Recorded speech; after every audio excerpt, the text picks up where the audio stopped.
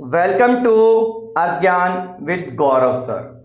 Today we are talking about direct expenses and indirect expenses, प्रत्यक्ष व्यय and अप्रत्यक्ष व्यय. पहले हम बात करेंगे एक्सपेंसेस की. Expenses which is incurred at the time of manufacturing and selling of the goods. It means माल को बनाने और बेचने में जितने भी खर्च होते हैं उन सबको एक्सपेंसेस कहते हैं. पहले हम बात करेंगे डायरेक्ट एक्सपेंसेस की.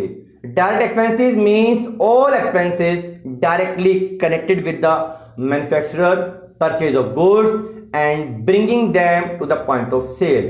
It means which is incurred by the manufacturer at the time of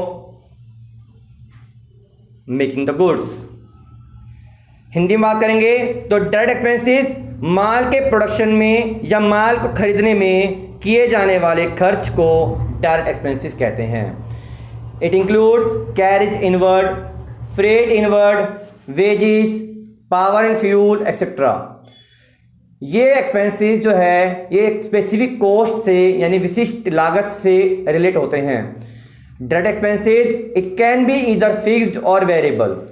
ये आपके फिक्स या वेरिएबल दोनों हो सकते हैं, क्योंकि देखो डायरेक्ट एक्सपेंस है भाई, किसी माल को बनाने में खर्च ज़्यादा आता है तो किसी में कम आता है. फॉर एग्जांपल जैसे पावर एंड फ्यूल है भाई, अब माल को बनाने में जितनी ज़्यादा इलेक्ट्रिसिटी यूज होगी, जितनी ज़्यादा इलेक्ट्रिसिटी यूज होगी उतना ही हमारा बिजली का बिल ज़्यादा आएगा, उतना ही हमारा फ्यूल ज़्यादा लगेगा. ठीक है जी. Now we are talking about indirect expenses. Indirect expenses से हम बोलते हैं अप्रत्यक्ष व्यय. Indirect expense which are those expenses that are incurred to operate a business and so cannot be directly associated with the cost object. Indirect expenses which is incurred to operate a business, ये business को चलाने से related होते हैं, ये directly relate नहीं करते हैं. ये वे खर्च होते हैं जो माल की बिक्री और ऑफिस से संबंधित होते हैं. जैसे कि हम बात करें इसके अंदर rent, salary, advertisement, commission, audit fees, travelling expenses, bank charges etcetera. ये वो एक्सपेंसेस होते हैं जो बिजनेस को चलाने में काम में लिए जाते हैं. फॉर एग्जांपल भाई, अब भाई हमने ऑफिस खोला, अब भाई ऑफिस में चाय भी आ रही है, कोल्ड ड्रिंक भी आ रही है भाई. कोई अगर बाहर से क्लाइंट आएगा तो उन क्लाइंट को हमें ऑपरेट करने के लिए उनको रिफ्रेशमेंट भी प्रोवाइड करनी पड़ेगी, दूसरा ट्रैवलिंग भी करवानी पड़ेगी, एडवर्टीजमेंट भी कराना पड़ेगा. तो ये सारे एक्सपेंस कौन से होते हैं? ये सारे एक्सपेंस होते हैं जो बिजनेस को चलाने में यूज होते हैं, which is associated with the entire business, जो कि एंटायर बिजनेस से रिलेट होते हैं, ये किसी स्पेसिफिक कॉस्ट से रिलेटेड नहीं होते हैं.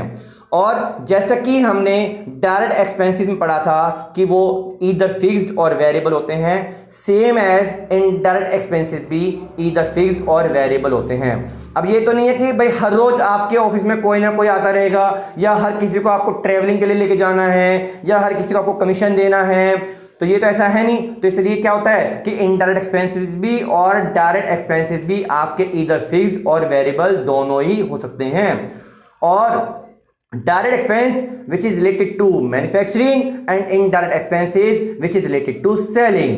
It means that कि प्रत्यक्ष व्यय वह व्यय होता है जो उत्पादन से संबंधित होता है, और अप्रत्यक्ष व्यय वह व्यय होता है जो माल की बिक्री से संबंधित होता है.